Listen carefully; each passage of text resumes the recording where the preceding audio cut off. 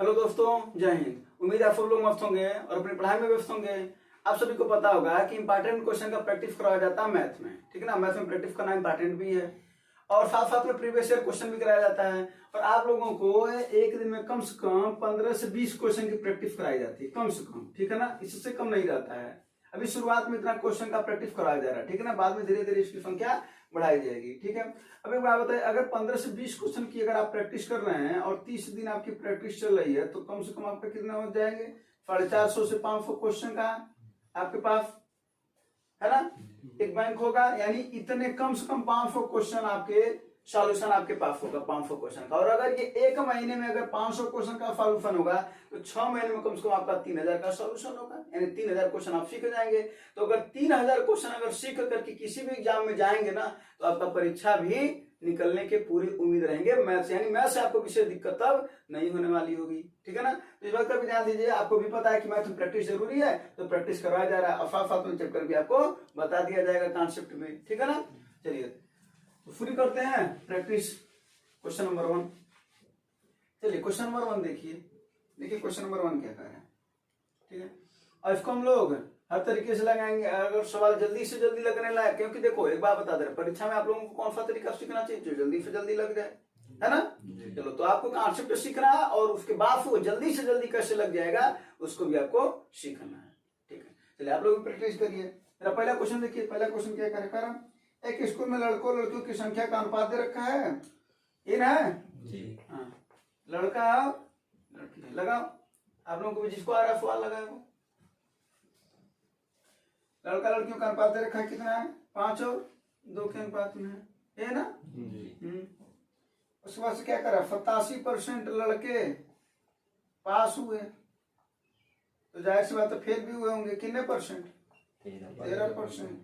80% लड़कियां पास हुई तो फेल कितनी हुई होंगी? यही ना जी। तो क्या पूछ रहा भाई कि अनुत्तीर्ण होने वाले छात्रों का प्रतिशत बताओ। आगे होगा आंसर जी। कितना आया? 15%। चलो देखते हैं सही है कि नहीं। आप लोगों का भी आया होगा। ऐसे सवाल में अगर आपको ना समझ में आया तो जानते हैं क्या करिए, इसको मान लीजिए 500, कितनी संख्या? 500, और इसको मान लीजिए 200, यानी 100 का गुणक के रूप में मान लीजिए। यानी लड़के कितने हैं? 500, लड़के कितनी है? 200। तो हमको यहाँ पे फेल की संख्या चाहिए, पास की संख्या तो चाहिए नहीं, क्योंकि अनुत्तीर्ण की प्रतिशत पूछ रहा तो यार जाहिर सी बात है जो पूछ रहा है उसी पर ध्यान देंगे। तो 13% ना, तो 500 का हम कितना निकाल लेंगे भैया? 13%, यही ना। कितना आ जाएगा? 65। फिर 200 का कितना निकाल लेंगे? 20%, कितना आ जाएगा? 40। अब देखो 65 फेल हुए और 40 लड़कियां फेल हुई, कुल लेकर के कितने फेल हुए? 105। कितने में टोटल कितने लोग थे? 700 गुणे 100, ये ना। 7 से इसको काट 7 का 7 बच्चे 35, यानी कितने परसेंट? 15%। समझ में आना? बस कोई दिक्कत है क्या? तो हमने फेल की संख्या निकाल ली, फेल वाला बोला, पास वाला बोला होता तो पास का निकाल लेते, है ना जी। कोई दिक्कत हाँ नहीं। तो इसको मिटा था जी। अगला फल, अगला लगाओ। अगला लगाओ। देखो क्या कर रहे हैं, ये तो देख करके आंसर आ जाना चाहिए सब सवाल, है ना। आरुषि है और माही है। कितने दिन में काम कर रही है दोनों लोग? 10 दिन। और कौन है? आरुषि अकेले 15 दिन में, यही ना जी। दोनों लोग मिलकर के 10 दिन में काम कर रहे हैं, 15 दिन में काम कर रहे हैं। सबसे पहले इसके काम को हम बराबर कर लेंगे। काम को बराबर करने के लिए क्या करते हैं? एलसीएम निकालते हैं। तो 10 और 15 का एलसीएम कितना हो जाएगा भैया? 30 हो जाएगा। इसकी क्षमता निकालेंगे। क्षमता बराबर क्या होता है? क्षमता बराबर कई बार बताएंगे। क्षमता बराबर क्या होता है भैया? कार्य बटा समय। कार्य बटा समय, तो कार्य बटा समय कितना हो जाएगा? कार्य बटा समय कितना हो जाएगा? 2। अब देखो इन दोनों लोगों की, आरुषि की और माही की मिलाकर के क्षमता कितनी है? 3। और आरुषि की अकेले की कितनी है? 2। तो माही का कितना बच रहा है? 1। यानी माही की क्षमता कितनी बच रही है? 1 बच रही है। भाई इन दोनों का मिलाकर के 3 है, इसका 2 है, तो 1 ही ना बच रहा है जी। तो क्या पूछ रहा है? तो माही अकेले उस काम को कितने दिन में करेगी? क्या पूछ रहा है? समय ना। और समय बराबर क्या होता है भैया? कार्य बटा क्षमता। कार्य कितना अपने पास? यही ना होता है। तो कार्य कितना अपने पास 30। किससे करवाना है माइक से। माइक क्षमता कितनी है कितना आया 30। यानी अकेले काम करेंगे तो कितना दिन लगेगा 30 दिन। कोई दिक्कत नहीं। हाँ नहीं। तो छोटा फल था है ना जी। समझ में आया होगा। देखो प्रैक्टिस ही जरूरी है, जितना ज्यादा प्रैक्टिस करोगे उतने ज्यादा मैथ्स के सवाल और ज्यादा आएंगे है ना जी। अगला सवाल देखो। करफाती ने एक बैग अंकिता को 15% के लाभ पर बेचा है, फिर आशी ने यह बैग अंकिता से इतने रुपए में खरीदा है और अंकिता ने 20% का लाभ अर्जित किया है। स्वाति ने किस कीमत पर बैग खरीदा है। कभी कभी कुछ क्वेश्चन जो आते हैं ना उसकी भाषा इधर उधर हो जाती है। ऐसे सवाल का जरा देख लो, आ तो रहा होगा है ना, अगर आ रहा तो लगाओ, नहीं आ रहा तो फिर देखो। अदरवाइज ऐसे सवाल में देखो क्या करो, वो जो बीच वाली लाइन है ना, आशी या बैग अंकिता से 24,840 रुपए में खरीदा था, उसको बाद में कर दो और तब देखो अभी सवाल क्या बन जा रहा है। क्या करा है, स्वाति ने एक बैग अंकिता को 15% के लाभ पर बेचा, बोलो। फिर बाद में क्या हो रहा, अंकिता 20% का लाभ अर्जित किया, यानी अंकिता ने फिर क्या, यानी स्वाति से कौन पाया, इधर देखो, स्वाति से कौन पाया, अंकिता जी। और अंकिता ने किसे दे दिया, आशी को। आशी है कौन, हाँ आशी है ना। ये 15% के लाभ पर इसको बेची और ये कितना 20% है ना, और अंकिता ने बेचा और आशी ने खरीदा। भाई ये बेची होगी तो अंकिता खरीदी, अंकिता बेची तो आशी खरीदी, यानी जो आशी का क्रय मूल्य है वही अंकिता का विक्रय मूल्य। बोलो कोई दिक्कत। यानी अगर हम मान लें तो क्या करा है, तो स्वाति ने किस कीमत पर खरीदा, मान लेते स्वाति ने X कीमत पर खरीदा, तो स्वाति ने अंकिता को दिया 15% पर लाभ पर, यानी कितना हो गया 115 बटा गुणे, अंकिता ने इसको 20% लाभ पर दिया, कितना हो गया यही ना। और जब यानी अंकिता का विक्रय मूल्य हो गया और आशी खरीदी है तो उसका क्रय मूल्य, और वही दे रखा, कितना दे रखा है 24,840। ठीक है, बस क्या किया है, वो बीच वाली लाइन थोड़ा सा डिस्टर्बिंग दे दिया है ना, लेकिन तो क्लियर है हाँ? बस इसी को लगाना है, तो क्या करना भैया, इसको सॉल्व कर लो। 20 2500 20 छक्के कितनी बार में कट जाएगा, 20 बार में ना, और ये 23 बार में है ना। अब ये देखो ये कट जाएगा क्या, 2 4 6 6 4 दफा 18 6 कट जाएगा, ये 6 चौक 24 6 का 9 फिर कितना बचा 2 6 चौक 24, यही ना हाँ।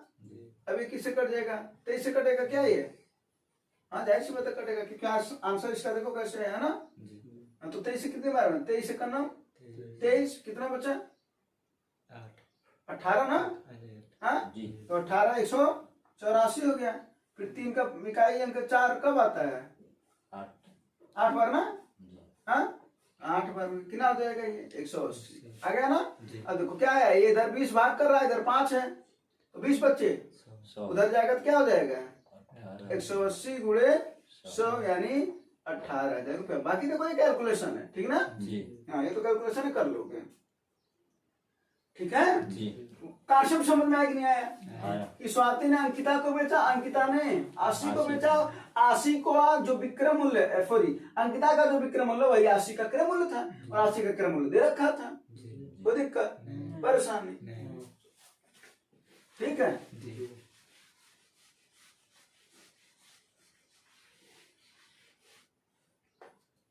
चलो अगला सवाल बताएं।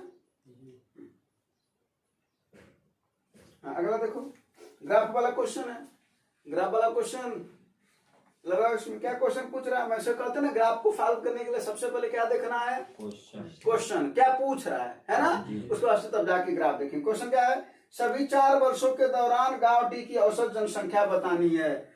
औसत जनसंख्या बतानी यानी 4 की ना, तो बटे 4 रहेगा कि नहीं रहेगा, जरा बोलो।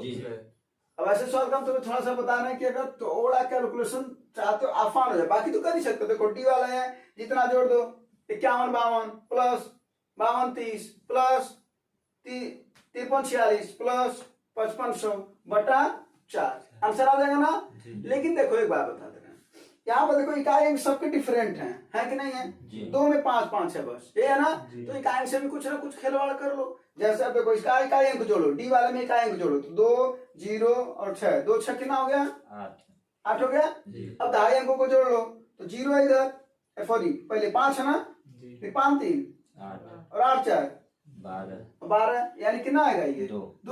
अब देखो 4 से इसको जब काटोगे तो इकाई अंक क्या आएगा 7, 4 से कटना चाहिए ना, तो इकाई अंक 7 वाला हो जाएगा, यानी कितना हो जाएगा 3.07। अब बाकी नहीं समझ में तो बाकी ऐड करके उसको निकाल सकते हो कि नहीं निकाल सकते हो? जी बोलो जी, कितना हो जाएगा?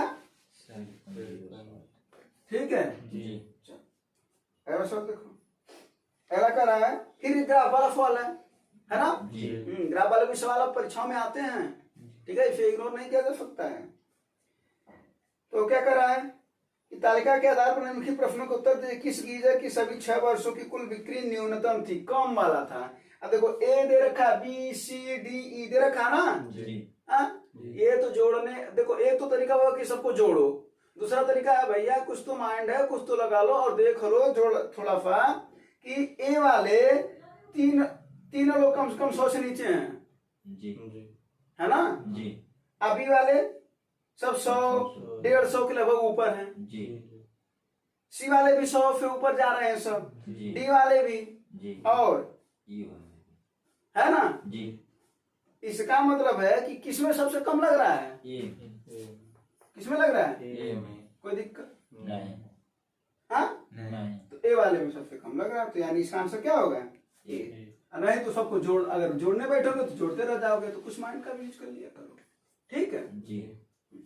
अगला फल देखो, अगला फल लगाओ, चलो अगला फल अच्छा फल लगा इसको।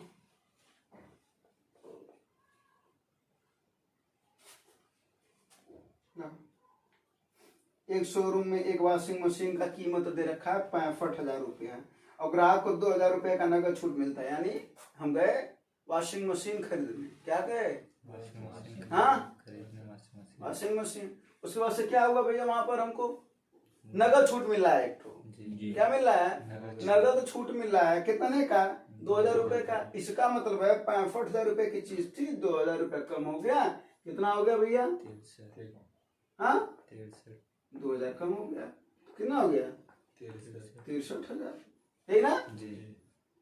अब क्या कर रहा है, और एक स्क्रैच कार्ड मिलता है, क्या मिल गया एक ठो स्क्रैच कार्ड मिल गया, है ना, यानी एक और ऑफर मिल गया, है ना, जिसमें 10 से 15% का छूट का वादा किया जाता है, यानी यहाँ तो 10 होगा या तो 15 हो सकता है, यानी 10 से 15 के बीच की बात कर रहा है ना, 13 भी हो सकता है, 14 भी हो सकता है, 12 भी हो सकता है, कितना है अभी पता, लेकिन अब देखते हैं क्या क्वेश्चन पूछ रहा है।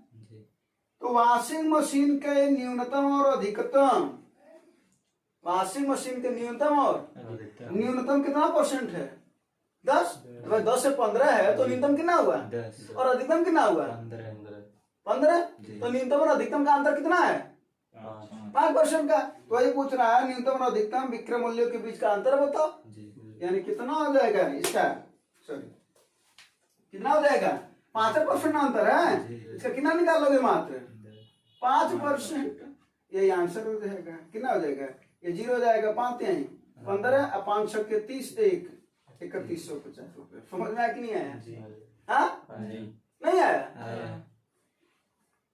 और ऐसे भी लगा सकते थे 63,000 का पहले तुम क्या कर रहा विक्रय मूल्य ज्ञात करने के लिए ना, तो 10% का छूट दिया ना, तो 90% लिया होगा विक्रय मूल्य, तो 63,000 का पहले कितना निकालो 90%, ठीक है, फिर 63,000 का कितना निकालो 85%, ठीक है हाँ, फिर उसके बाद से इसमें से घटाओ, तो ए भैया एक बात बताओ, ये 63,000 बटे 100 कॉमन है कि नहीं है, हाँ क्या बचेगा यहाँ पर ऊपर 90, यहाँ पर क्या बचेगा 85, अंतर ज्ञान करना है, तो अपने आप आया नहीं 5%, समझे कि नहीं। अब चाहे ऐसे ज्ञान कर लो चाहे डायरेक्ट ज्ञान कर लो, तो थोड़ा सा कॉन्सेप्ट समझे रहोगे तो जल्दी समझ में आ जाएगा, ठीक है ना, बातें समझ में आई। अगला देखा जाए, हाँ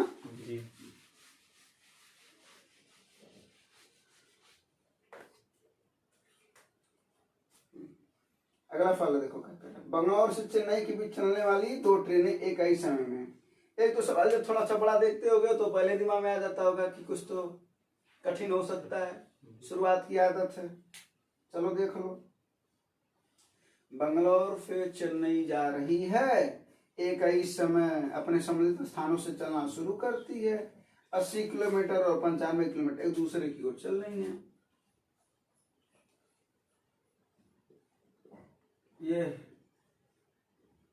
ये बंगलौर है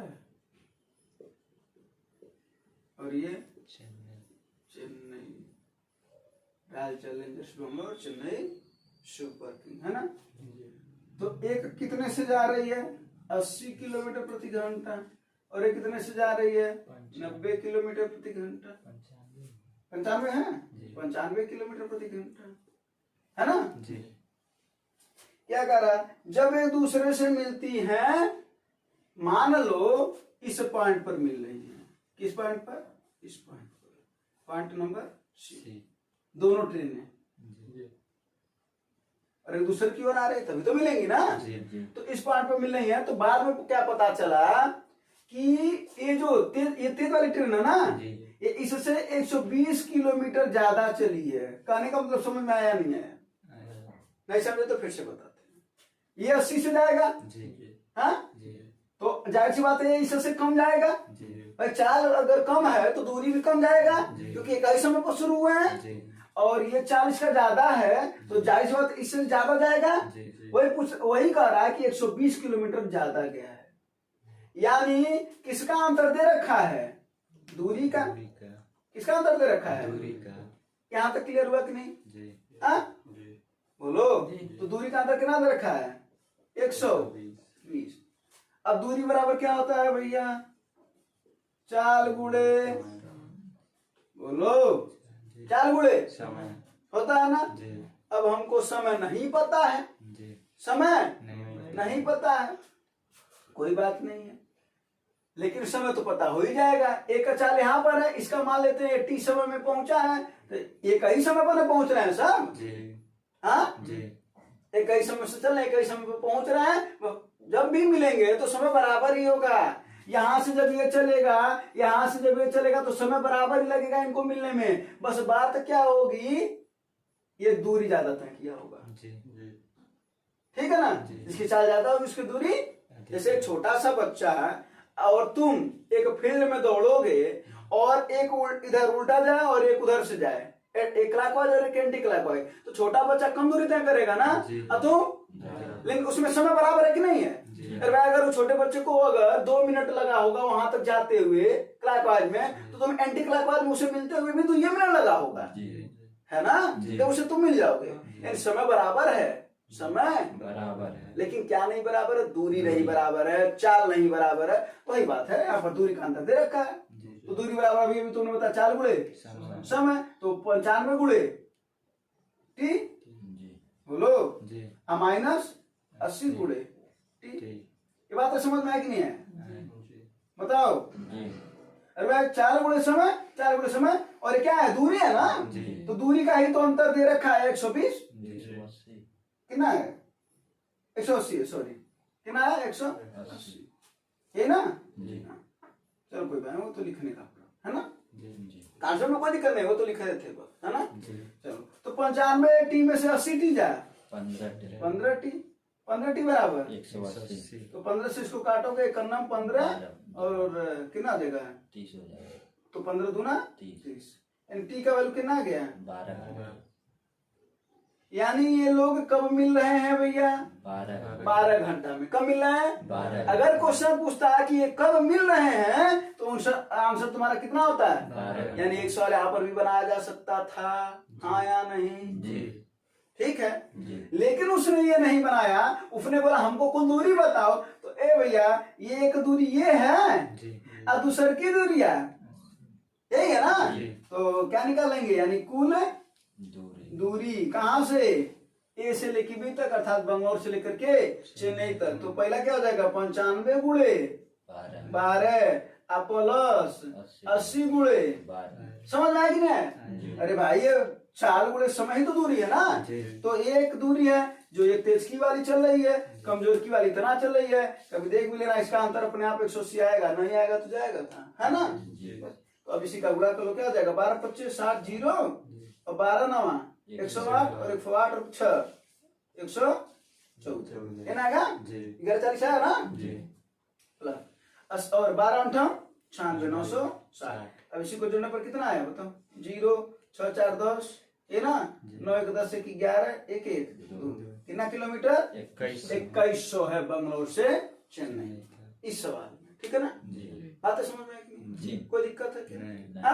नहीं। अब इसी सवाल के कॉन्सेप्ट अगर पता रहता तो बहुत जल्दी में लगा सकते थे कि जब दूरी का अंतर दे रखा है तो इसका मतलब है सीधी सी बात है 95 में से 80 घटा करके समय निकाल लेते हैं है ना जी। तो 15 का अंतर 180 है तो एक का अंतर कितना हो जाता है 12 और जो एक का अंतर है वही समय का अंतर है तो फिर समय का वैल्यू है ना जी। तो जब एक का अंतर आ जाता एक का वैल्यू आ जाता 12 तो तुम्हें मात्र केवल और केवल क्या करना पड़ता है 12 गुणे 95 12 गुणे 80 2 लाइन में इसका आंसर आ सकता था ना जी। लेकिन कब जब ये कॉन्सेप्ट क्लियर होगा तो है ना चलो बिठा दे इसको जी हाँ जी। और आप लोगों को भी अगर ऑनलाइन वाले अगर नहीं समझ में आता है तो जरूर बताइए कमेंट में बताइए जो भी परेशानी होती है उसका सॉल्यूशन किया जाएगा ठीक है ना क्योंकि पढ़ाने का मतलब तभी है जब वो चीजें आपको समझ में आए है ना और अगर आपको नहीं समझ में आ रहा तो फिर पढ़ाने का विशेष मतलब ही नहीं है। अगला सवाल जरा देखो अगला फॉल को लगाओ तब तक हम फार्मूला लिख देते हैं a प्लस बी का whole square plus a minus B का अगर होल स्क्वायर है तो क्या इसको लिख सकते हैं जरा देखो ये हो जाएगा a स्क्वायर प्लस अरे क्या हो जाता है a square plus B square minus 2ab A से कट जाएगा कि नहीं तो a और a कितनी बार है 2a स्क्वायर हो जाएगा और प्लस b और b कितनी बार है 2b स्क्वायर ये ना अब देखो सवाल इसी पर है आंसर तो आ जाएगा ना देखो a की जगह पर कितना है 7x ये ना अब b की जगह पर कितना है 4y बस और तो क्या हो जाएगा 7 का वर्ग 49x स्क्वायर और 49 दूना 98 x स्क्वायर प्लस b 4 का वर्ग 16 और 16 दूना 32 क्या y स्क्वायर आंसर आ गया। अब देखो अगर ये फार्मूला पता रहता कि इसकी वैल्यू कितनी होती है 2 कोष्टक में a square plus b square वे दो कॉमन ले लिए हैं है ना कोई दिक्कत इसका आंसर तो आ गया ना लेकिन अगर यही अगर सवाल चेंज कर देता और वहां पर जो प्लस है उसी के जगह पर यानी माइनस दे देता तो दूसरा बन जाता क्या a प्लस बी का और अगर अब समझे ना क्या बोले हैं माइनस दे दे तो क्या हो जाएगा जरा विस्तार कर लो क्या हो जाएगा a स्क्वायर प्लस ये माइनस है तो क्या हो जाएगा ये a square plus B square minus लेकिन माइनस का जब बुरा होगा तो पहला क्या होगा चिन्ह बदलता जाता ना माइनस ये भी क्या हो जाएगा ये क्या हो जाएगा देखो a स्क्वायर से a स्क्वायर कटा b स्क्वायर से तो 2ab मिलकर के क्या था ना यानी अगर वहीं पर माइनस होता तो क्या कर लेते तब इसका गुणा a और b का गुणा कर देते यानी 7 चौके 28 का फिर 4 में गुणा कर देते कितना आ जाता है 28 चौके 112 है ना तो 112 xy तब इसका आंसर कितना होता है 112 xy समझे कि नहीं इन दोनों सब पूछ सकता है ना तो इसको नोट कर लेना ये फार्मूला है और एक फार्मूला दिखा भी दिए कहां से आया है ना हाँ हटा दें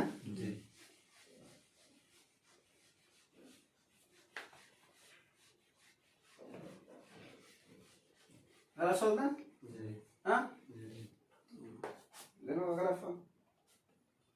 देखो क्या करें एक व्यक्ति ने 3,000 रुपए की प्रत्येक की 2 साइकिलें खरीदी यदि एक साइकिल को 10% का लाभ पर बेचता है और उसे दूसरी साइकिल को कितने पर लाभ बेचना पड़ेगा यानी दूसरी का पता नहीं है लेकिन कह रहा उसे कुल 20% का लाभ होना चाहिए है ना 2 साइकिल है साइकिल 1 साइकिल 2 3,000 रुपए का इसको खरीदा 3,000 रुपए का इसको खरीदा है ना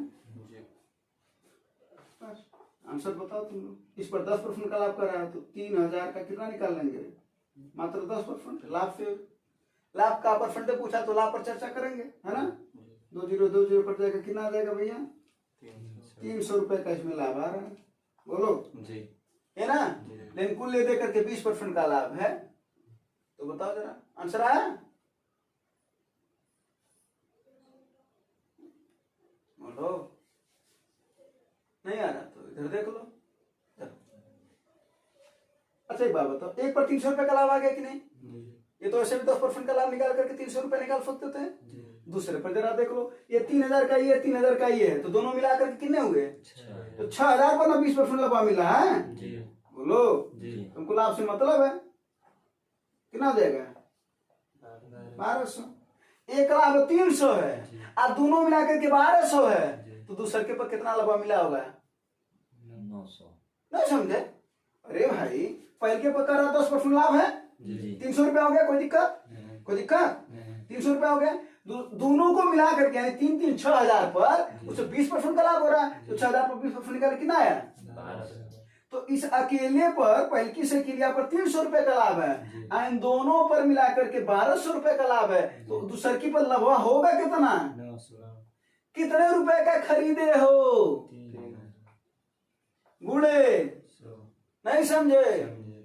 मैं बोला तो 3000 है ना कि 6000 हो जाएगा, तो दोनों का 6000 है ना, तो दूसर की भर का पूछा, तो दूसर की भर से को 3000 में खरीदे हो। बस 3 जीरो से काट दो, 2 जीरो इधर 1 जीरो इधर, 3 त्रिका कितना गया भैया? 30%। कितना? 30%। ठीक ना? तो दिक्का इसमें घटा देना। बातें समझ आएगी नहीं? कोई प्रॉब्लम, समस्या, दिक्कत? अच्छी बात है ना?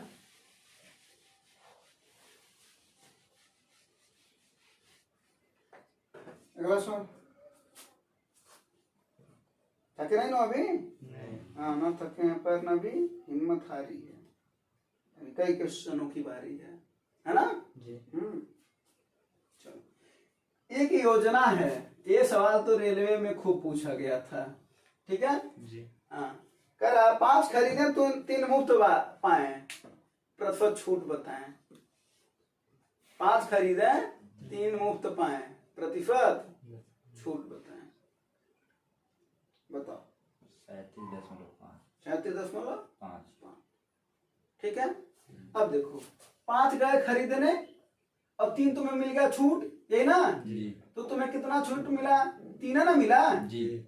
अच्छा एक बात बताओ, ऐसे समझो, गए तुम दुकान पर जी, गए तुम दुकान पर, 5 खरीदे तुम, 3 उसे और मिल गया, कुल ले दे करके तुम कितना ले आए? 8 ले आए अपने घर पर। कितना लाए?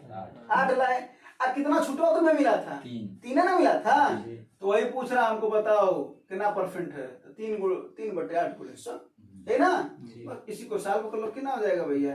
3 गुणे 100 बटा 8, और 100 बटा 8 को कई बार बोल चुके हैं, ये सब याद कर डालो है ना। इसको कितना बोलते हैं? 12.5%। बोले थे ना 100 बटा 1 याद कर लो, 100 बटा 2 याद कर लो, 100 बटा 3, 100 बटा 4, 100 बटा 5, 100 बटा 6 से लेकर के 100 बटा 30 तक वैल्यू क्या होनी चाहिए? याद होनी चाहिए। तो 12.5% किसी का गुणा कर दो तो कितना आ जाएगा? 37.5% का तुम्हें डिस्काउंट मिल रहा है। कोई दिक्कत? तो कभी भी सवाल आएगा तो बता दोगे ना, ऐसा वाला? हाँ, तो कुल हम 8 घर पर ले आए, आज 3 तो छूट पाए थे, 3 बटा 8 गुणे 8 है ना, 3 पाए छूट। हाँ 5 में नहीं ना 3 है भाई, 5 में 3 रहता तो 2 तुम खरीदे होते ना, तो हाँ तो बड़ा 3 मिलता उसमें। अगला देखो सरलीकरण है, और इसको लगा के बताओ।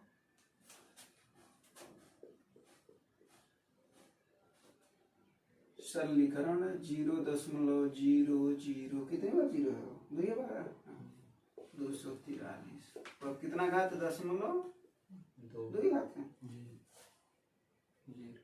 अरे भैया 0.2 कहो 4.2 कहो, बात आंसर है इसका। छोटा सा कैलकुलेशन है। चलो अच्छा एक बात बताओ, बताए? चलो देखो 0.2 को क्या लिख सकते हो भैया? 0.2 को क्या लिख सकते हो? 2 बटा 10 यानी 1 बटा 5, यानी इसको हटा करके हम क्या लिख सकते हैं? 1 बटा 5। इसमें कोई तो दिक्कत नहीं होगा? नहीं। बोलो भाई 0.2 का मतलब 2 बटा 10 होता, तो हटाने के 10 का गुणा कर देंगे, 1 बटा 5 हो गया। अब एक बात बताओ, तुम्हें करणी वाला बोले थे कि वो करणी क्या होती है? अगर करणी में 4 है तो ये 4 से 2 बाहर निकल जाता है। क्यों निकलता है? क्योंकि इसको क्या लिखते हैं हम? 2 बार लिखते हैं ना। जी हाँ, जी। इस पर जो घात होता है वो कितना होता है? यहाँ पर ये 2 यहाँ पर अक्सर करके लिखा होता है। 2 वाला नहीं लिखता लेकिन 3 वाला लिखता है। तो ये क्या है जानते हो? ये 4 पर 1/2 घात है। अगर यहाँ पर 3 रहता तो 4 पर 1/3, 4 रहता तो 4 पर 1/4, 5 रहता तो 4 पर 1/5। तो जितना घात रहेगा बटे में उतने लोगों में से कोई एक निकलेगा, यानी 4 में से एक वैसे यहाँ पर 5 में से एक निकलेगा और पांचों एक जैसे होने चाहिए। ठीक है, बस ये बातें समझ में। जी। अब इसको सॉल्व कर लिया थे तो जरा देखो क्या हो जाएगा। इसमें किसका गुणा करना पड़ेगा? 1 2 3 4 5 यानी 243 बटा 1 2 3 4 5, यही ना। जी। हाँ, और इसी पर कहते ना घात 1/5। नहीं समझे? जी। अरे भाई ऊपर गुणा किए कितना है? 1 आए 10 सैकड़ा 1000 10 लाख 1 लाख का। जी। 1 लाख का ऊपर गुणा किए तो 10 हट जाएगा और नीचे गुणा करेंगे तो आ जाएगा वो, है ना। यहाँ पर 10 हट गया तो 243 हो गया और ये कितना हो गया? 1 लाख हो गया ना। जी। अब जरा बताओ 243 कितना घात होता है? 3 पर। एक किसी पर कुछ घात होता होगा 3 पर 5 तो 3 पर 5 5 घात और ये कितना है? 10 पर 5 5 घात और इस पर पूरा कितना है? 1/5। अब बोले ना 5 में से कोई एक निकलेगा जी। तो 5 3 पर 5 घात है तो कोई एक निकलेगा, कितना आएगा? 3। और 10 कितनी बार है? 5 बार। पांच तो 5 में से कोई एक निकलेगा, कितना आएगा? 10। एक का ना। जी। तो 3/10 यानी 10/3। 3। ठीक है, जी। बोलो। जी। नहीं आएगा तुम्हें?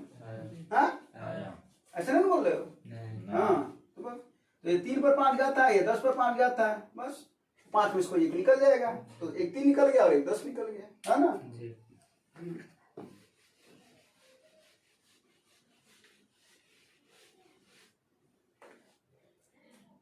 सुन। एक कार अपनी यात्रा के पहले 10 मिनट में 21 मीटर प्रति सेकेंड, ध्यान देना यहाँ पर चाल दे रखा, 10 मिनट में 21 मीटर प्रति सेकेंड और अगले 10 मिनट में 9 किलोमीटर। खूब अजीब बातें कर रहा है ना। ये जगह मिनट दिया है, फिर मीटर पर सेकेंड दिया है, फिर 10 मिनट में 9 किलोमीटर कर रहा है, फिर अंतिम 10 मिनट में 10 किलोमीटर की यात्रा करता है। औसत गति बताना है, बताओ इसको आ रहा है वो बताए, तब तक कुछ हम बताते हैं, जिनको नहीं आ रहा वो सुन ले। औसत गति बराबर होता क्या भैया? कुल दूरी बटा कुल समय। और ऐसे सवाल में हम कई बार बता चुके होंगे कि ऐसे सवाल में पहले ये देखो कि क्या क्लियर दे रखा है ना। क्या क्लियर पता एकदम बहुत अच्छे से? समय। क्या समय? देखो 10 मिनट पहले, फिर अगला 10 मिनट, फिर अगला 10 मिनट, यानी कुल ले देकर के कितना मिनट? 30 मिनट। और 30 गुणे बटा 5 कर देंगे तो घंटा में आ जाएगा।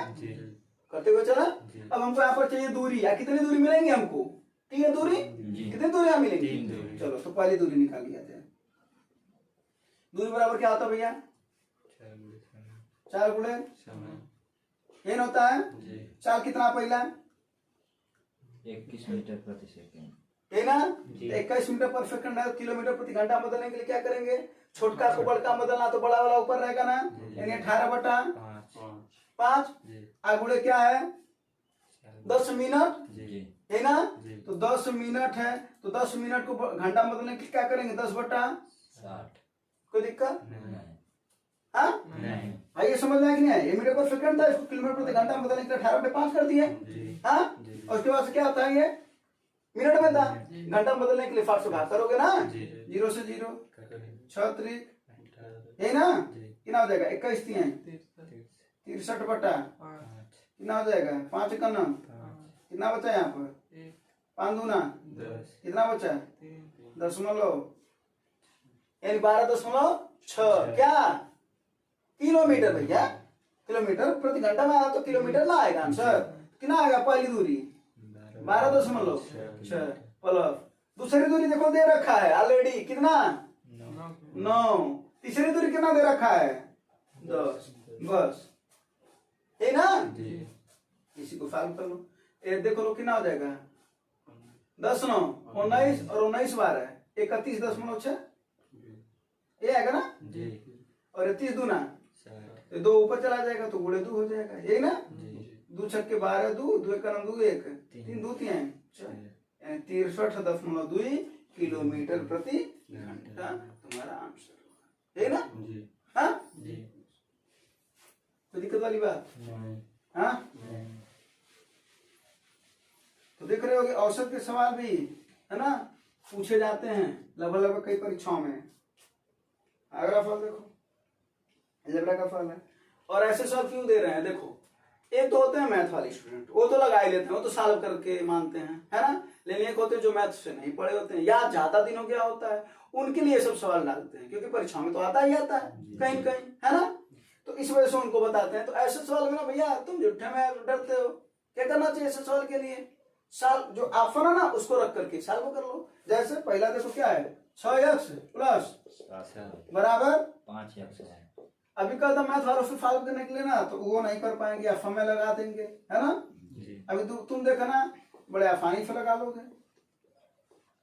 पहला x की वैल्यू कितना है? 3 और y की वैल्यू 4 और रखा जाए इसमें देखा जाए बराबर होगा 6 18 प्लस 7 चौक 28 और यहाँ पर 3 चौके 12 25 60 क्या है 28 और 18 को जोड़ने पर 60 आएगा? नहीं आएगा, यानी पहला फल। गलत। फिर x का वैल्यू कितना रखा जाए? 4 और y का वैल्यू 5 और रखा जाए, यही ना जी। तो 4 रखो, 4 छक्के 24 प्लस 7 25 35, यहाँ पर क्या हो जाएगा 4 25 अब 20 25 क्या 5 4 9 इकाई का तो 9 आ रहा 4 आएगा? नहीं ना आएगा, नहीं समझ रहे हो? हाँ यो नहीं होगा। तीसरा ऑप्शन रखो, कितना है? 2 और x का वैल्यू 2 और y का वैल्यू 4 है ना। जी। तो 2 रखो, 2 छक्के 12 फिर 4 सत्ते 28 है ना। जी। तो यहाँ पर 2 चौके 8 25 40 अरे भाई ये x और y और 5 का उड़ा हो रहा ना जी। तो 2 चौके 8 25 40 इनको जोड़ने पर 40 आ गया कि नहीं आ आ गया? गया। इसका मतलब तीसरा ऑप्शन सही है, कोई जरूरत है सॉल्व करने की, जी। है ना। जी। अब प्रूफ होगा तीसरा सही तो चौथा रखोगे क्या? नहीं। हाँ? जब आ गया तो फिर कहाँ है क्या? एक ही ना ऑप्शन सही होता है।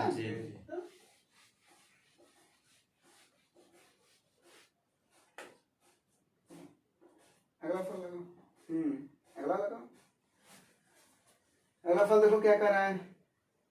एक बड़ा अर्धवृत्त है, उसके अंदर 3 ठो वृत्त हैं, है ना। जी। सवाल तो देखने में अजीब लगता है ना। देखने में अजीब लगे इस वजह से छोड़ दिए। हाँ तो बताए दे इसको। जी। ये अर्धवृत्त है, ऐसे पूरा तो नहीं बना लेकिन तुम मान करके चलना कि क्या है ये। और इसमें कितने अर्धवृत्त बने हैं? 3 ऐसे है ना। जी। हाँ जी। तो कह रहा ये मान लेते पार्ट ए है जो बचा हुआ है, ठीक ना। और ये A1 है, A2 है और A3 है। तो ये पूछ रहा अंतिम में ये किस कलर से रंगा गया है? ये जो A1 A2 A3 है ये किससे रंगा गया है? ये लाल वाला है, यानी ये कौन सा है? लाल। और ये कौन सा है? नीला। तो कह रहा है क्या बताओ, लाल बटा नीला बताओ, यानी लाल का क्षेत्रफल बटे नीले का क्षेत्रफल, यानी इन लोगों का क्षेत्रफल और जो बची हुई एरिया इसका क्षेत्रफल बताना है ना। ऐसे फल में देखो भैया क्या करो, अपने से कुछ मान लो, क्योंकि अगर मानोगे नहीं तो आ रहेगा उसी में थोड़ा सा डिस्टर्ब करेगा। उससे बेहतर है कि कुछ ना कुछ मान लेते हैं। यहां से लेकर के यहां तक चलो क्यों ना ऐसा संख्या मान लें, ठीक है। जैसे ये यहां से लेकर के ये अर्धवृत्त का क्या है, ये यक्ष, इसको मान लेते हैं, इसको y, यक्ष लेकर y लेकर के क्या है, यक्ष से y क्या है इसका व्यास है ना। व्यास को मान लिया जाए 6, यानी यक्ष y की वैल्यू कितनी है 6। तो इन लोगों का बराबर बराबर है ना, ये इनकी वैल्यू कितनी हो जाएगी 2 2 2, यानी A1 जो ये अर्धवृत्त है इसका व्यास कितना हो गया 2, A2 का व्यास कितना हो गया और A3 का व्यास कितना हो गया। यहाँ तक कोई दिक्कत नहीं बोलो।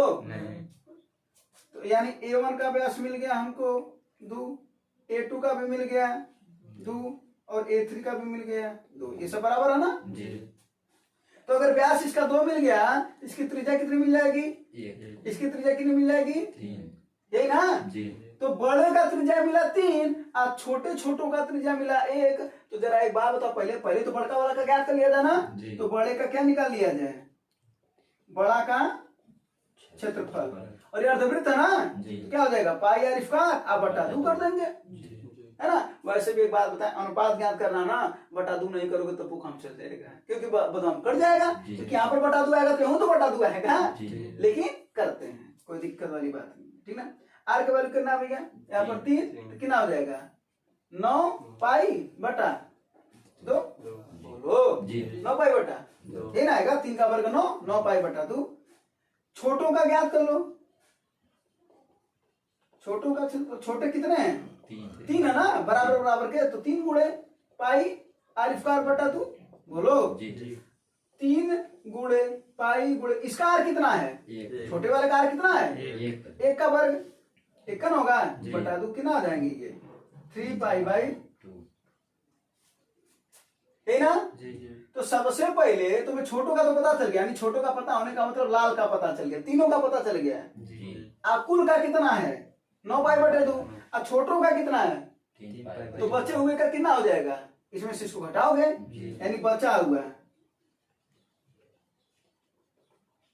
दिख रहा है ना। हाँ, इन ऑनलाइन वालों को नीचे तो नहीं दिख रहा ना, दिख रहा है ना। हाँ, तो बचा हुआ का कितना हो जाएगा, बड़े वाले में फिर छोटे को घटा देंगे, तो 9 pi by 2 minus 3 pi by 2, तो बाई 2 एलसीएम हो गया, 9 पाई में से 3 पाई जा, यहाँ तक समझ में आया कि नहीं आया। यानी बड़े का आया 9 पाई बाई 2 एरिया, छोटों का तीनों का मिला करके 3 पाई बाई 2, बचे हुए का कितना आया 6 पाई बाई 2। अब क्या पूछ रहा है, क्या पूछा है अंत में, लाल बटा नीला ना, लाल बटा नीला, लाल कितना है भैया, लाल वाला कौन सा है, छोटे वाला ना, छोटे का ये है ना, यानी क्या हो जाएगा 3 पाई बाई 2, यही ना। अब बटा क्या है उसके बाद फिर बचा हुआ का नीला ना, बचा हुआ का कितना है 6 पाई बाई 2, 2 से 2 पाई से पाई, 3 का नाम 3 दूना कितना आया, यानी 1:2, नहीं बुझे, हाँ। अब इस सवाल को तुम ऐसे भी सोच करके लगा सकते थे, सीधा सीधा हम बोले ना, जब अनुपात ज्ञात करा जाए तो बाई 2 को छोड़ दो, बोले ना, तो सीधा सा मान लिया तुमने, यहाँ से यहाँ तक 6, तो इसका कितना आ गया 2 2 2 आ गया ना, तो इसका त्रिज्या कितना आ गया बड़े का, अगर 6 मानो तो 3 आएगा ना, तो 3 का वर्ग कर दो 9, बस उतना करो, कितना 9, पाई भी कट जाएगा भैया, और बाद में पाई भी तो कट जाएगा ना, ऊपर पाई नीचे पाई, पाई से पाई, कहानी खत्म। तो 9 आएगा ना मात्र, छोटों का ज्ञात करो, इसका 2 है तो 1 का ना आएगा, तो 1 और 1 कितना हुआ 3, पूरे का 9, छोटों का 3, तो बचेगा 6, और इन लोगों का 3, तो ये बटे वो, यानी 3/6 इक्वल टू 1/2। ऐसे अगर, लेकिन कब, जब कॉन्सेप्ट क्लियर रहे तब, नहीं तो फिर छोड़ने वाला सवाल हो जाएगा ये, है ना। हाँ चलो, बात तो समझ में आई कि नहीं, हाँ बोलो आया।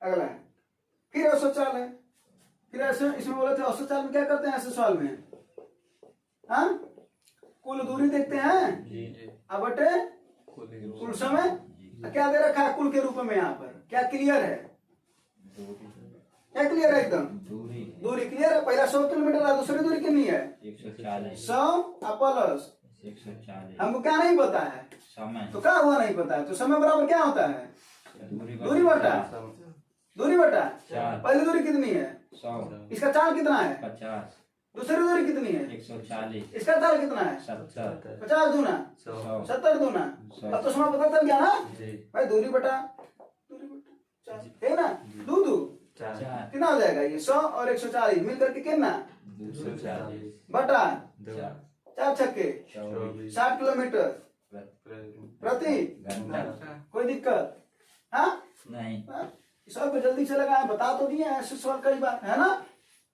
बोलो जी, अब ये सब सवाल गलत नहीं होने चाहिए। अगला लगाओ, 60 फीट लंबे, 30 फीट चौड़े और 20 फीट ऊंचे हाल में फिट होने वाले सबसे लंबे खंबे की लंबाई, ठीक ना। चलो, जब लंबाई चौड़ाई ऊंचाई अलग अलग होती तो इसका मतलब है वो क्या होता है, लंबाई चौड़ाई अलग अलग है ना, इसका मतलब क्या होता है, वो घनाभ होता है, क्या होता है घनाभ, यही घनाभ है, जी घरा में देखो, अगर इसको लंबाई माना, इसको चौड़ाई माना, तो भैया ये क्या हो जाएगा? हो जाएगा ना। जी। यानी अगर यहाँ पर ओ रख दें तो ओ ए ऊंचाई हो गई, जी ओ बी लंबाई हो गई, जी। ओ सी क्या हो गई? चौड़ाई। ये बात समझ में आई कि नहीं है? जी बोलो, जी ये वाला बात समझ में है? जी हाँ? जी। यानी घनाभ में 3 बातें होती हैं, क्या क्या? लंबाई, चौड़ाई और ऊंचाई। अगर इसका आयतन पूछता तो क्या कर देते हैं? लंबाई में चौड़ाई का गुणा और उसमें ऊंचाई का गुणा, ये आयतन हो जाता है। जी हाँ? जी। अगर इसका पूछता संपूर्ण पृष्ठ यानी पृष्ठीय क्षेत्र पूछता तो क्या हो जाता? 2 गुणे l b plus b h plus h क्या है? यल माने लेंथ लंबाई, बी माने ब्रीथ चौड़ाई, एच माने हाइट ऊंचाई, जी है ना। अगर ए पूछता बी कर्ण, क्या पूछता भैया? तो कर्णी में क्या हो जाता है? यल square plus plus H square. क्या होता है? अब हम तुम्हें एक बात बताए भी थे, फिर से बता देते हैं कि अगर एक कमरा में रखोगे, अगर एक कमरा में रखोगे छड़, तो एक कोना से लेकर के यानी इस कोना से लेकर के इस कोना तक सबसे लंबा छड़ रखाएगा। बोलो। तो इसका मतलब है वो विकर्ण पूछ रहा है। सीधा सा मतलब क्या पूछ रहा है? पहले तो ये नहीं समझ आता पूछ क्या रहा है, अब समझ में क्या पूछ रहा है? क्या पूछ रहा है? इसी में रखा ना, सब देखो दे रखा है। यल का वैल्यू कितना दे रखा है? 60, बी का वैल्यू 30 और एच का वैल्यू 20। है ना। जी। अब यहाँ पर क्या कर दोगे? सब करणी में रख दोगे। करणी में 60 का स्क्वायर 60 का स्क्वायर प्लस 30 का स्क्वायर प्लस 20 का स्क्वायर। अब करोगे फिर जोड़ोगे तब आएगा ना। जी भैया एक बात बताएं, आंसर देखो क्लियर दे रखा है ना। जी। इधर देखो, जीरो को हटा दो, जीरो को हटा। बाद में जीरो जोड़ देना। जी। इसका वर्ग कर दो, 6 का वर्ग, 36 3 का वर्ग, 9 2 का वर्ग, 4 36 4 10 36 4 40 9 49 किसका वर्ग होता है? 7 का। इसके वहां जीरो लगा दो। नहीं समझे? जी पूरा करने की जरूरत नहीं। वैसे पता चलेगा इसका करोगे इन दोनों का तब जाकर उसको जोड़ोगे ना। जी। थोड़ा सा दिमाग है ना तो लगा लिया करो, जी है ना। जी। चलो, तो इसमें कुछ भी पूछा जा सकता था, हो सकता था आयतन पूछा, हो सकता था संपूर्ण प्रश्न पूछा, जी बस हमको रखना था और आंसर आ जाता, है ना। जी। कोई दिक्कत वाली बात नहीं। फार्मूला तीनों नोट कर लेना। अभिकर्ण का मतलब समझ गए ना। जी। छड़ की लंबाई पूछता है जी। तो इसका मतलब वो क्या पूछ रहा है? विकर्ण। विकर्ण पूछ रहा है। ठीक है, जी। मिटा दिया जाए। जी हाँ, जी। और जब घनाभ को मार मार करके लंबाई चौड़ाई ऊंचाई बराबर कर दिया जाता तो क्या बन जाता भैया? घन बन जाता। क्या बन जाता है? हाँ, चलो अगला है, बताना भी और सवाल। जी हाँ? जी। अगला है 6 सेंटीमीटर व्यास वाले कितने धातु के गोलों को पिघला करके 8 सेंटीमीटर व्यास और 18 सेंटीमीटर ऊंचाई का एक ठोस बेलन बनाया जा रहा है। कितना? एक ठो। कितना? अब पिघलाया कितना जा रहा है? 8 ठो। देखो कितना है ना, कितना है? नहीं, वही पूछ रहा है कितने, है ना। सॉरी, पूछ रहा है कितने। देखो एक बात बता दे रहे हैं, कभी भी अगर पिघलाया जाएगा और संख्या पूछे, क्या पूछे? संख्या, तो क्या करना? उन लोगों का आयतन बराबर होता है। क्या होता है? आयतन बराबर हो जाता है। या संख्या ज्ञात करने के लिए बड़ा बटे छोटा कर देते हैं। ठीक है ना। जरा देखो यहाँ पर हमको क्या ज्ञात करना है भैया, तो आयतन बराबर कर लिया तो क्या किससे क्या बनाया जा रहा है? गोला से क्या बनाया जा रहा है? यानी गोले का आयतन से क्या बनाया जा रहा है? बेलन। बेलन। तो बेलन का आयतन, क्योंकि दोनों तो बराबर होंगे ना। जब इसी से वो बनाया जा रहा तो बराबर होंगे। लेकिन वो क्या कर रहा है? इक्का बेलन बनाया जा रहा है, लेकिन गोला बताओ कितना होगा? है ना। मान लेते हैं गोला 100 होगा, मान लेते हैं गोला 100 होगा। और गोले का आयतन क्या होता है भैया? 4/3 pi r cube. 4/3 pi r cube. और बेलन का आयतन कितना होता है? Pi r square. बड़ा लिख दिया ताकि अंतर रहे इसमें। अब ऐसे सवाल ना मात्र देख करके रखने होते हैं। क्या करने होते हैं? रखने होते हैं। जरा देखो, पाई से पाई भैया x गुणे 4/3। ये गोले का आयतन त्रिज्या ना यार। तो जरा देखो गोले का त्रिज्या कितना दे रखा है? कितना? 6 सेंटीमीटर व्यास वाले ना, तो व्यास कितना है? तो त्रिज्या कितना होगा? उसका आधा होता है। त्रिज्या उसका है ना। अब इसके पहले बताइए वो किया है सवाल में, तो त्रिज्या कितना हो जाएगा? तो 3 गुणे 3 बस। कौन जरूरत है वो लिखना कि 27 डायरेक्ट? अरे भैया बाद में तो काटना ही है ना। जी। चलो अगला क्या है? अब बेलनकार देखेंगे कितना है, तो बेलनकार कितना है? 8 सेंटीमीटर व्यास है। जी। व्यास कितना है? 8 सेंटीमीटर। तो होगा कितना? 4 सेंटीमीटर। तो कितना आ जाएगा? 4 गुणे 4। 4। ऊंचाई कितनी है भैया? 18। तो लिखो तो 18, बात खत्म। ये x की वैल्यू ज्ञात कर ली है, यही ना? 3 से 3, कट 3 त्रिका 9 दूना 18। 4 से 4, कट 4 दूना 8। कितने गोले? 8। 8 गोलों से कितना बेलन बनाया जाएगा? एक बेलन। एक बेलन बनाया जाएगा, है ना? जी। कोनो दिक्कत, नहीं। परेशानी, नहीं। समस्या? नहीं। अच्छी बात है ना? जी। हाँ जी। दादा से जी। हाँ जी। फार्मूला अगर पता होना चाहिए था। फार्मूला अगर पता रहता तो सवाल का आंसर आ जाता, है ना? जी। अगला बताओ, अगला फल लगाओ, इसका आंसर बताओ। राम है, श्याम है और कौन है भैया? सोहन।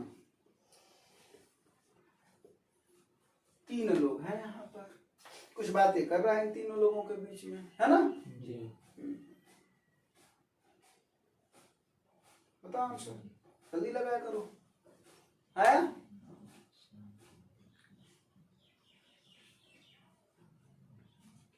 हम लोग भी लगाए जल्दी से। राम किया है, श्याम किया है 70 अधिक है, श्याम किया है, फोन किया है 30% अधिक है। जब कंटिन्यू बात करता है ना तो सबसे अंतिम वाले को 100 माना जाता है। किसी को भी मानोगे ना तो आंसर आ जाएगा, लेकिन जल्दी से लगाने के लिए क्या करते हैं? सबसे अंतिम वाले को। जब कंटिन्यू बात करता है, देखो क्या करा है, राम किया है, श्याम किया है इतना अधिक है, श्याम किया है, सोहन किया है, कंटिन्यू बात करा ना तो सोहन को कितना मान लो? 100। क्लियर? अब देखो अब क्या कर रहा है, अब देखो श्याम और सोहन में क्या संबंध है, तो दूसरा वाला लाइन पढ़ो। क्या कर रहा है? श्याम की आय सोहन की आय से 30% कम है, श्याम की कम है सोहन से कितना? 30। कितना हो जाएगा ये? 77 हो जाएगा ना? जी। अब राम और श्याम वाले में संबंध पढ़ लो, पहले का लाइन है। क्या कर रहा है? राम की आय श्याम की आय से 70, यानी 70 से वो 70 अधिक है, यानी 170% है ना? नहीं समझे? अरे भाई श्याम की आय का 70% अधिक है, यानी 100 न होकर के वो 170 है, तो 70 का 170 बटा 100, 0 0 0 0 कट गया, 17 7 119। अब क्या पूछ रहा है? राम और सोहन की आय का अनुपात बताओ। राम 119, सोहन 100, यही ना? 119 अनुपात है। तो समझ में आना? जब कंटिन्यू बात करते हैं तो किसको 100 माना जाता है? हाँ? कोई दिक्कत? स्विंग पड़ गया जी। वो काले वाले में। अगला फल देखो जरा। यदि एक 4 अंकों की संख्या x 58y, कुछ लोगों को आ रहा होगा, कुछ लोगों को नहीं आ रहा होगा, तो देख लो इधर। कह रहा है किससे कट रहा है? ये 9 से कट रहा है। किससे? 9 से विभाजित है। अब एक बात बताओ कि अगर ये चीजें 9 से कोई भी चीज विभाजित होती है तो संख्याओं का योग भी 9 से कटना चाहिए। ये दोनों का विभाजन का नियम कहता है। हाँ, यानी जैसे हम पूछा तुमसे बताओ ये कट जाएगा कि नहीं कट जाएगा, तो जरा जोड़ो इसको। 6 3 9 7 16 16 2 18 18 9 से कट जाएगा नहीं कट जाएगा? तो इसका मतलब ये संख्या भी 9 से कट जाएगी। वही पूछ रहा है कि तो बताओ x और y का न्यूनतम मान कितना हो सकता है, यही ना? चलो कोई दिक्कत नहीं, इसको जोड़ दो तो x + 5, जैसे इसमें भी तो जोड़े हो ना, 6 + 3 + 7 + 2 n किए हो, तो वैसे यहाँ पर भी कर रहे हैं। हाँ, और ये किससे करना चाहिए? 9 से। तो 9 से करना चाहिए, तो इसका मतलब है कि अगर 18 इसका योग आ जाता तो 9 से कट जाता, क्योंकि अगर 9 लिखते तो कम हो जाता ना, तो इसका 18 लिख सकते थे। यानी क्या हो जाएगा ये? अब देखो x + y आप 5 उधर जाएगा क्या हो जाएगा? -13। क्या हो जाएगा? x + y = 18 में से 13 जाए, न्यूनतम मान कितना होगा इनका योग का? कोई दिक्कत? हाँ, है ना? कोई दिक्कत वाली बात है? तो इन दोनों का योग कितना हो जाएगा? न्यूनतम मान 5। ठीक है ना? 18 आना चाहिए उनका योग, 27 आना चाहिए योग, लेकिन न्यूनतम बोला ना। ठीक है। हाँ, अगला वाला बताओ। अगला वाला तो तभी बता पाओगे जब हम तुम्हें फार्मूला बता देंगे, है ना? जी हाँ जी चलो जरा देखो, साइन 2 थीटा का फार्मूला क्या होता है? 2 sine theta into cos theta. 2 sine theta into cos theta. Cos 2 theta का फार्मूला क्या होता है?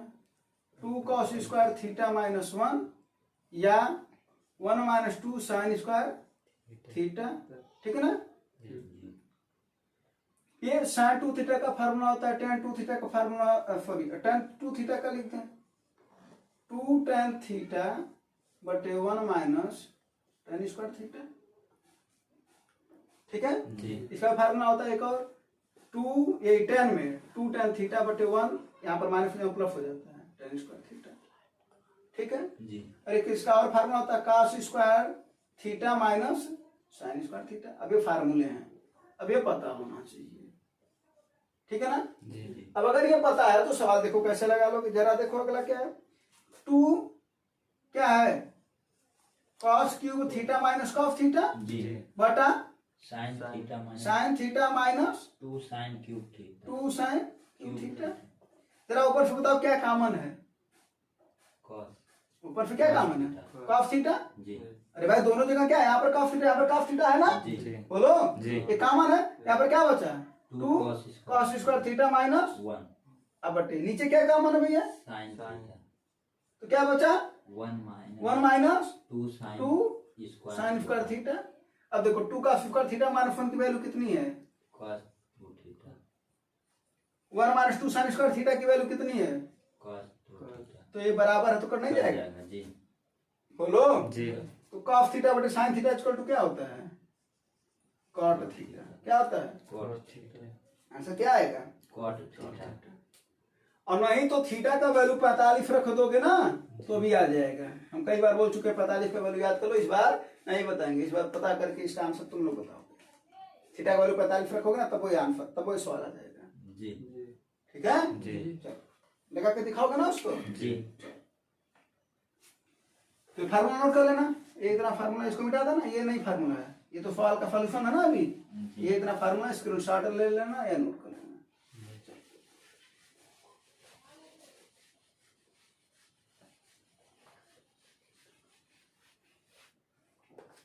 व्यूअर्स वाला ना, जी अगर गोले की त्रिज्या 5 सेंटीमीटर तो गोले का पृष्ठीय क्षेत्रफल कितना होगा? बताओ इसका, कई बार बता चुके हैं ना? जी हाँ जी गोले का आयतन बताए हैं 4/3 पाई आर क्यूब, यही ना? जी जी पृष्ठीय क्षेत्र बताए हैं कितना? 4 पाई आर स्क्वायर, यही ना? जी जी अर्धगोला होता अगर तो क्या हो जाता? अर्धगोला होता तो क्या हो जाता उसका आयतन? 2/3 पाई आर क्यूब। पृष्ठीय क्षेत्र कितना हो जाता है उसका? 3 पाई आर स्क्वायर। क्या याद करना है इसका? गोले का पृष्ठीय क्षेत्र, यही ना? जी यानी 4 गुणे पाई गुणे आर का वैल्यू कितना दे रखा है? तो 5 का वर्ग 25 चौके 100 अब देखो 100 पाई। अगर फार्मूला नहीं बताया तो इस सवाल का आंसर नहीं दे सकते हो। फार्मूला पता तो जरा देखो, आर का वैल्यू रख दिए 5, 5 का वर्ग आ गया 25, 25 चौके 100 पाई, आंसर आ गया। जी नहीं पता तो क्या करोगे? माथा पीटते रह जाओगे, है ना? जी। तो चारों फार्मूला नोट कर लेना, है ना? जी। और हाँ जितनी बार नोट करोगे उतना तुम्हारा तैयार होगा, ठीक है? हाँ चलिए, तो ये सब आपको प्रैक्टिस कराना था। बाकी जो बचे हुए क्वेश्चन है उसकी प्रैक्टिस कल करा दी जाएगी। उम्मीद आप लोगों को भी समझ में आया होगा। धन्यवाद, जय हिंद।